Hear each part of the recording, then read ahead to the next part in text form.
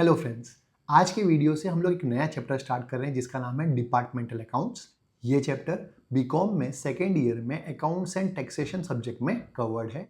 तो अगर आप बीकॉम कर रहे हैं या कोई भी कॉमर्स स्टूडेंट हैं जिसके अंदर डिपार्टमेंटल अकाउंट्स कवर्ड है तो ये वीडियो आपके लिए है, क्योंकि इस वीडियो में हम लोग डिपार्टमेंट अकाउंट का बेस समझेंगे और साथ साथ में समझेंगे कि ये जो वीडियो है वो पूरे चैप्टर में कैसे आपको काम आने वाला है। और अगर आपको वीडियो अच्छा लगे तो लाइक ज़रूर करिएगा और अपने फ्रेंड्स के साथ शेयर ज़रूर करिएगा। देखिए, डिपार्टमेंट फाइनल अकाउंट्स में बनता है trading account, profit and loss account, general profit and loss account और बैलेंस शीट। लेकिन आज के वीडियो में हम लोग समझेंगे जो खर्चे होते हैं उसको हम लोग किस रेशियो में बांटते हैं। जैसे कंपनी के अंदर हो सकता है 2 डिपार्टमेंट हैं, तो डिपार्टमेंट वाइज एक डिपार्टमेंट ने कितना फायदा कमा के दिया या लॉस हुआ, दूसरे डिपार्टमेंट ने कितना फायदा कमा के दिया और लॉस हुआ, वो कैलकुलेट करने के लिए डिपार्टमेंट फाइनल अकाउंट्स बनाया जाता है।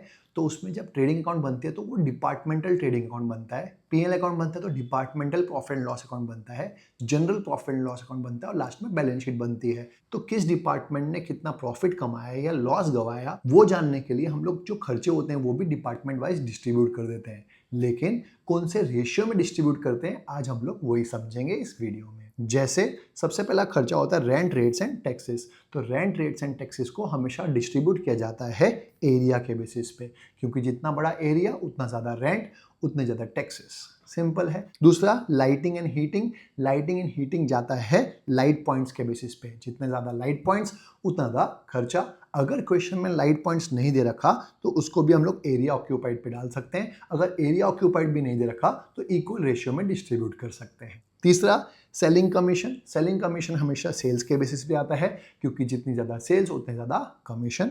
चौथा डिस्काउंट अलाउड, वो भी जाएगा सेल्स रेशियो पे, क्योंकि जितनी ज़्यादा सेल्स होती है उतना डिस्काउंट भी देना पड़ता है। पांचवा पैकेजिंग हो गया, एडवर्टीजमेंट हो गया, कैरेज आउटवर्ड हो गया, सेल्समैन कमीशन हो गया।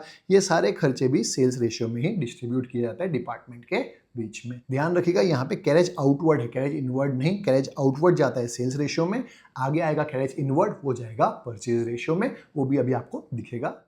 देखिए दिख रहा होगा, कैरेज इनवर्ड हो गया, वेजेस हो गए, डिस्काउंट अर्नड हो गया, रेलवे फ्रेट हो गए, ये सारी चीज़ें जाती है परचेज रेशियो पे। अब आपके मन में आ सकता है सर डिस्काउंट अर्न तो इनकम होती है। ऑफकोर्स इनकम होती है, वो इनकम को भी आप डिपार्टमेंट वाइज जब बांटोगे तो उसको परचेज रेशियो में बांटेंगे। सिंपल है। तो ये सारी चीज़ें जो हैं वो जाती है परचेज रेशियो में, जैसे carriage inward, wages, railway freight, ये तीनों खर्चे हो गए, और डिस्काउंट अर्न इनकम हो गई, उसको हम लोग किस में बांटेंगे, परचेज रेशियो में।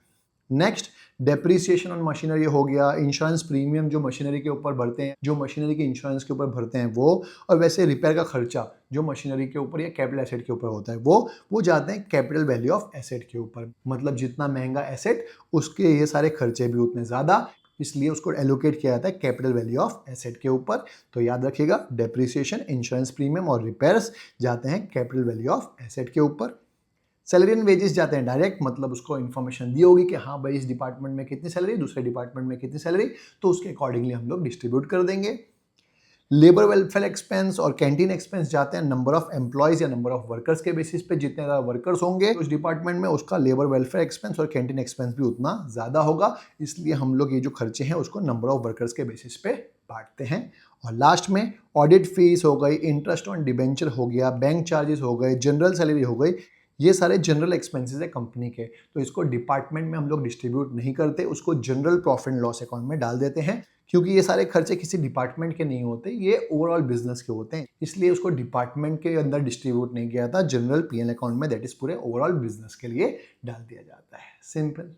ये जो वीडियो था बहुत इंपॉर्टेंट था आने वाले सम्स के लिए भी, क्योंकि आने वाले सम्स में भी जो हम लोग खर्चे होंगे वो इसी के बेसिस पे डिस्ट्रीब्यूट करेंगे। तो और अगर आपने ध्यान से वीडियो लास्ट तक देख लिया है तो आपको चैप्टर भी बहुत इजी लगेगा।